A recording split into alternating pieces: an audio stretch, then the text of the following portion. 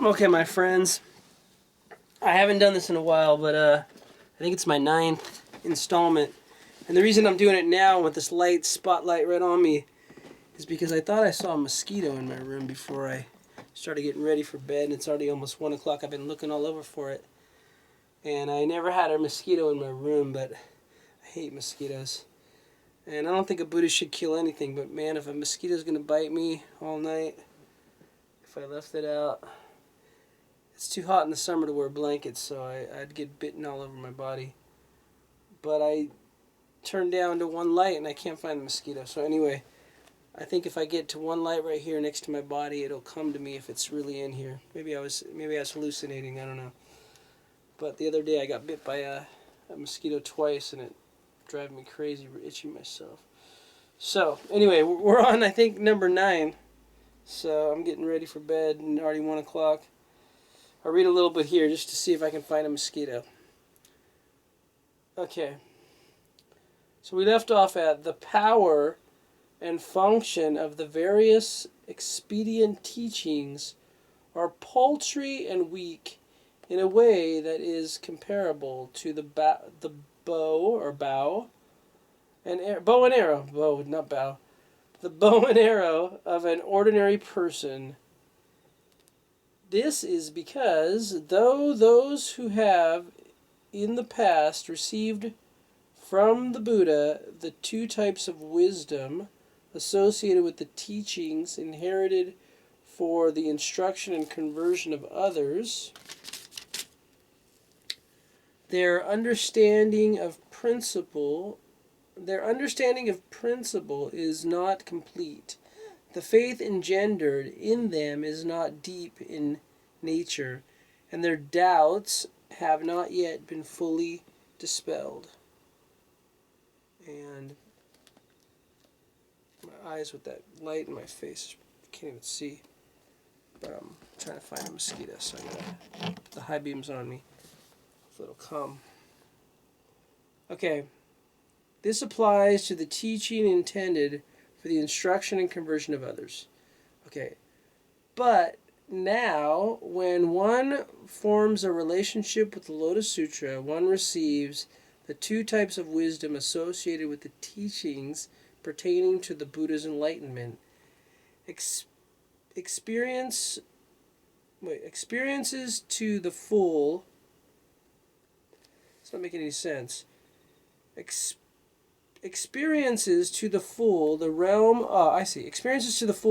of Buddhahood, calls up faith in the essential nature of phenomena, broadens the way of the perfect and wonderful teaching, cuts off all fundamental delusion, and frees oneself from transgression marked by change and advance.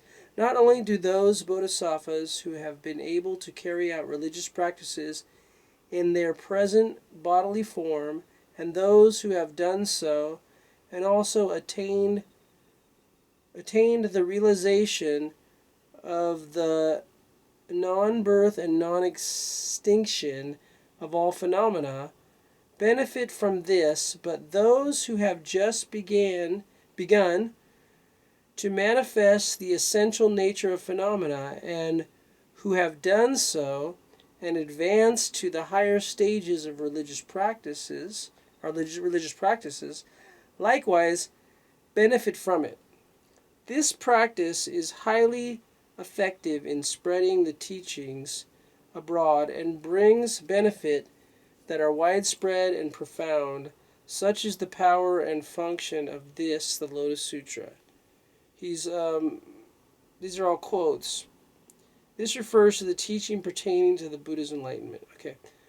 One need hardly point out that the power and function pertaining to these 2 kinds of teachings, those intended for the instruction and conversion of others and those pertaining to the Buddha's enlightenment, clearly differ greatly in their relative merits. One should pay very close attention to this passage, for it reflects, as in a mirror, the proper system of classification to be applied to all the sacred teachings of the Buddha's lifetime. So basically, just to refresh, It's saying that every teaching prior to the Lotus Sutra was meant for the conversion of others, and only the Lotus Sutra was meant for the enlightenment of a Buddha, or pertains to the enlightenment of the Buddha. So it's the only true teaching that is really Buddhism. The other ones are just to get you to get to Buddhism. Now once you get there, you're ready to practice real Buddhism, which is the Lotus Sutra. That's the only real teaching, according to this Buddha and the other Buddhas. Okay, did I see a mosquito? No, not yet. So maybe it was a figment of my imagination, like those dust fairies or whatever they were before.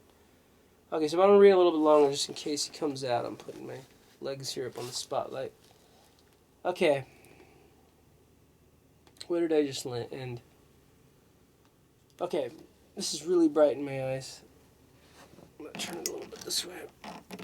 To experience to the full the realm of Buddhahood refers to the doctrine of the 10 factors.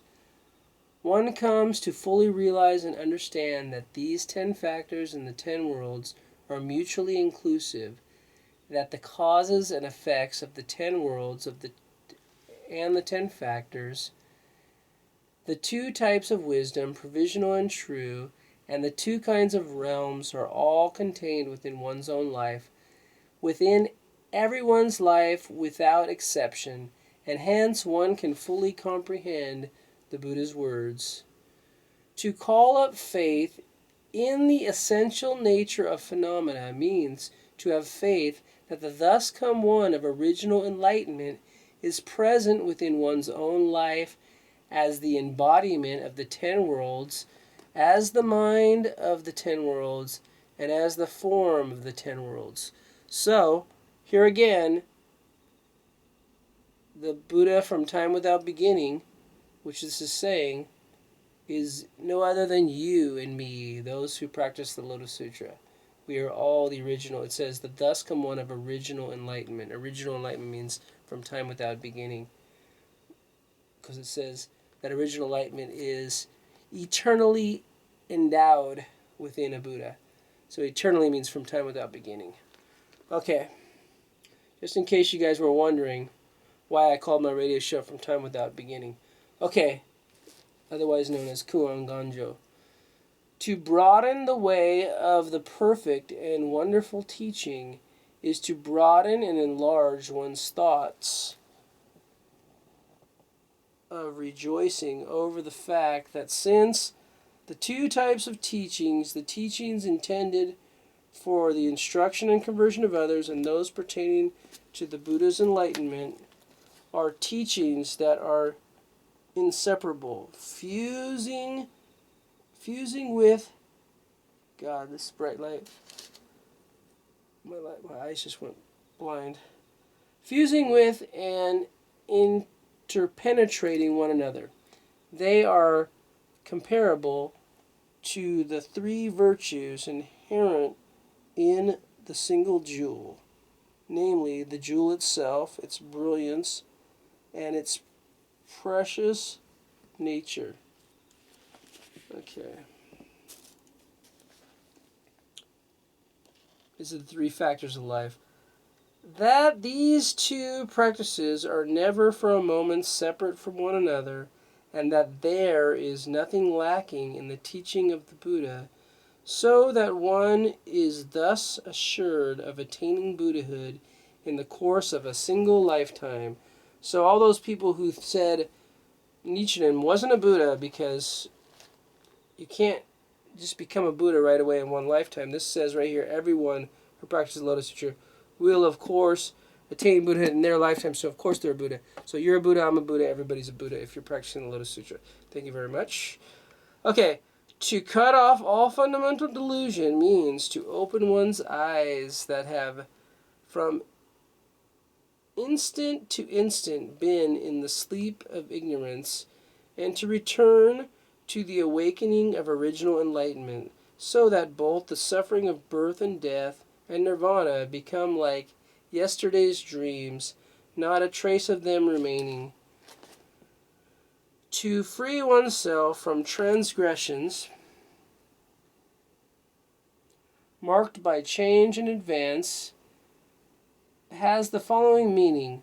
There are persons who gain rebirth in one or other of the three lands: the paradise of the land of sages and ordinary mortals, the paradise of the land of transition, and the paradise of the land of actual reward. In these lands, they practice the Bodhisattva way, hoping to attain Buddhahood. They build up causes. Through their practice, they gain different results, and step by step, they advance upward, hoping over the course of numerous kalpas to attain the far-off goal of Buddhahood. This is what is meant by transgression marked by change and advance. In this realm, to abandon the form associated with a lower level is called death, and to move up to the higher level is called birth. This process of birth and death is in fact pain and suffering in the Pure Lands. But now, if we who are ordinary mortals in this land of defilement practice the Lotus Sutra, then because of the mutual possession of the 10 worlds and the equality of all in the phenomenal realm, we will be able to free ourselves from the necessity of transmigration marked by change and advance, through which bodhisattvas in the Pure Land advance towards the far-off goal of Buddhahood. We will increase our practices of the Buddha way and will be able to compress the process of kalpas of transmigration marked by change and advance into a single lifetime. So all the other teachings talk about many, many lifetimes to get to become a Buddha.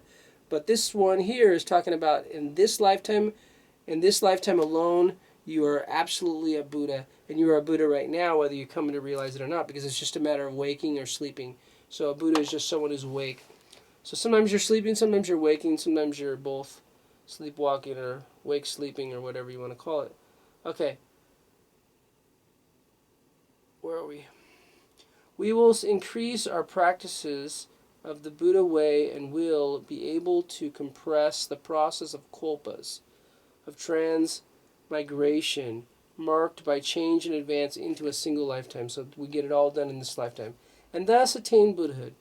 Therefore, when they form a relationship with the Lotus Sutra, bodhisattvas who carry out religious practices in their present bodily form, and those who do so and also attain the realization of the non-birth and non-extinction of all phenomena, may increase their practice of the way and free themselves from the suffering of birth and death.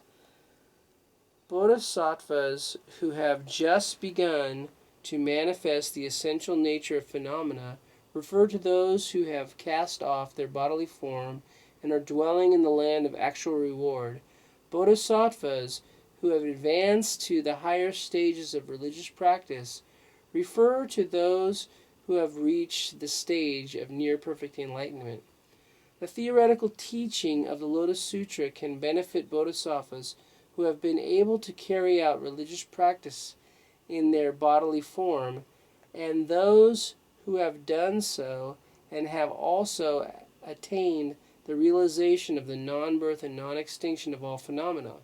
The essential teaching of the Lotus Sutra can benefit bodhisattvas who have just begun to manifest the essential nature of phenomena, and those who have done so and advance to the higher stages of religious practice. But now the theoretical teaching has been opened up and merged with the essential teaching to form the one wonderful law. Therefore, we ordinary mortals in the land of defilement can use the power of our religious practice to benefit bodhisattvas who have attained rebirth in the Pure Land and advance through the 10 stages of development or have reached the stage of near perfect enlightenment. Therefore, this practice is highly effective in spreading the teachings abroad. So, some crazy people think that Nichiren was a nationalist, and here he's talking about spreading the teachings abroad, and all people are equal throughout all different lands. So nowhere in any of his writings is anything towards nationalism at all whatsoever. But the Nichiren Shu followers during the World War II used Nichiren Buddhism, totally twisted it into the idea of nationalism and war, which has absolutely nothing to do with any of his 4,000 pages, or how many pages, I forget. Yeah, 2,000, he almost, no, 1,000, it's 2,000 or more pages. Anyway, this may be not all of his writings. Yeah, there's nothing in any of his teachings that at all nationalistic. This refers to the function of the teaching for the instruction and conversion of others, and it brings benefit that are widespread and profound. This refers to the function of the teaching pertaining to the Buddha's enlightenment.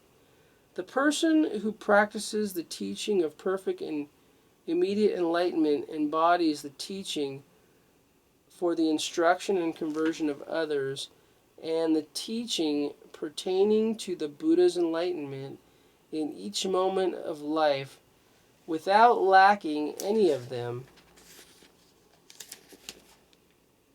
Thus, on a horizontal plane, the effects of the practice spread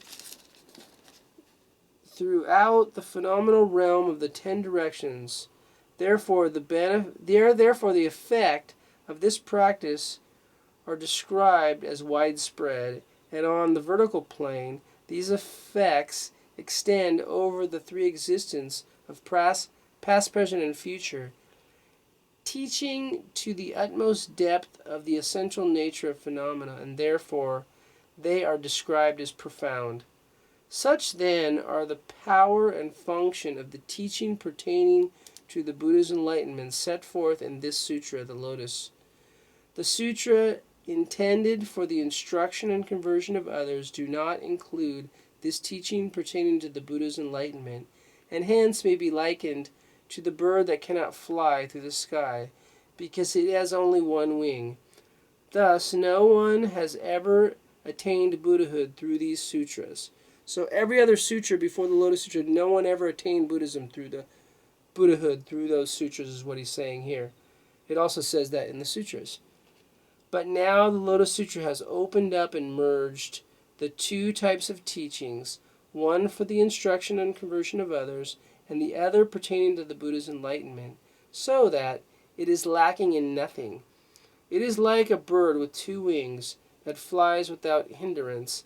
This is to say, through this sutra, Buddhahood can be attained without delay. Without delay means it's instant. It means instant karma is going to get you. It means you're a Buddha right away. You don't have to wait till the end of your life. You don't have to wait for anything. This is saying without delay means right now, because you're eternally endowed with the nature of Buddhahood, as this Gosho says. Okay.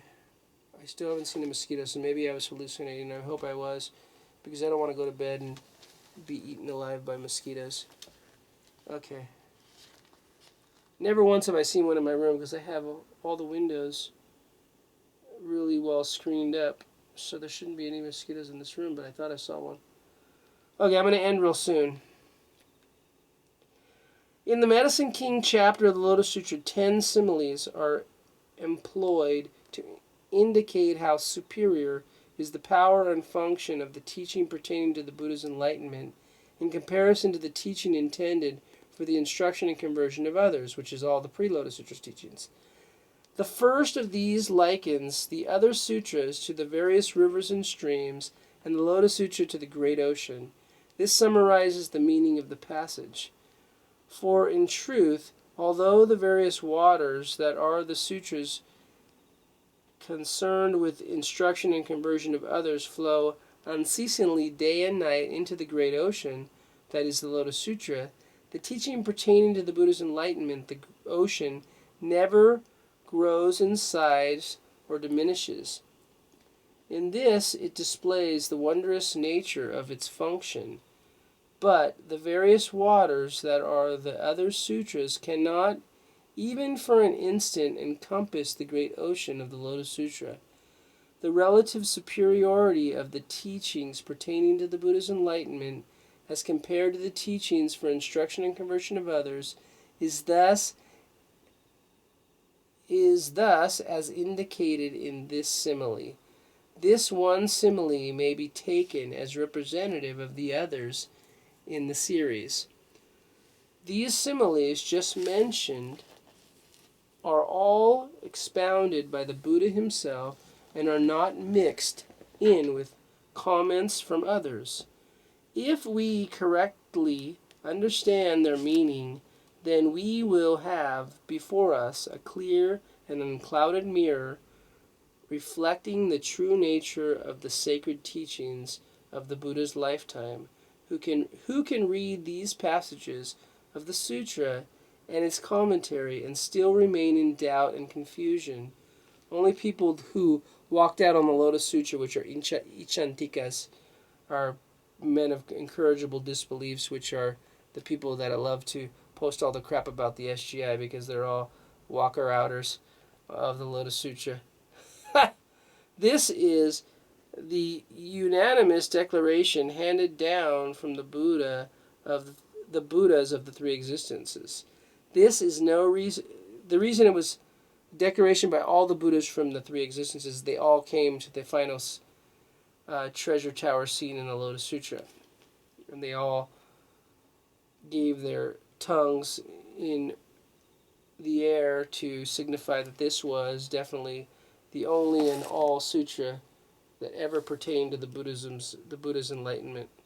Okay, here we go again.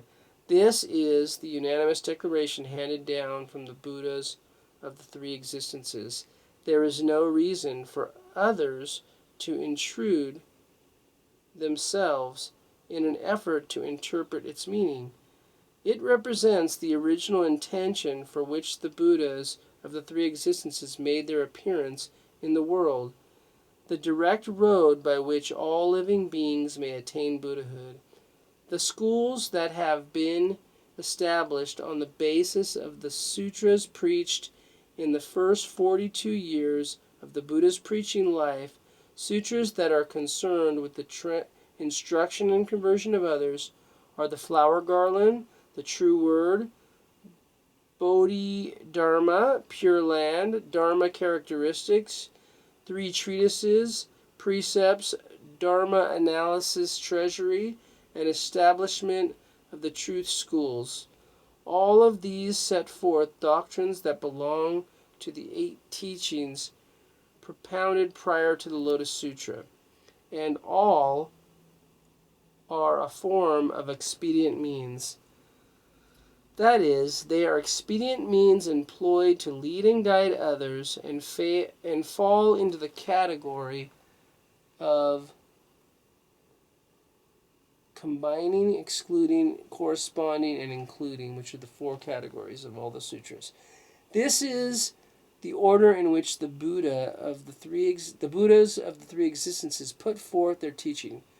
One must take cognizance of this order when discussing the doctrinal teachings. Anything that goes contrary to this order is not the teaching of the Buddha. The thus come one Shakyamuni, the Lord of Teachings, took full cognizance of this order observed by the Buddhas of the three existences in setting forth their teachings, and not a single word of his teaching went contrary to that order, and declaring that he did the same as those Buddhas, the Buddha says in the Lotus Sutra, follow the same fashion that the Buddhas of the three existences employed in teaching the teachings. I now will do likewise, preaching a law that is without distinction. End quote. If one goes contrary to that fashion, then one is turning against the original intent of the Buddhas of the three existences. The founders and teachers who have set up their own various schools and challenged the teaching of the Lotus School are committing the most erroneous of errors and suffering from the most deluded of delusions. I think we can end it all there because that's pretty much says it all. Okay, So this is going to be the 10th installment next. So I hope you enjoyed all those. Please like them and please subscribe to my page because I'm going to do a lot more readings that you'll like. And check out all my healing videos. Alright, peace out. Love you all.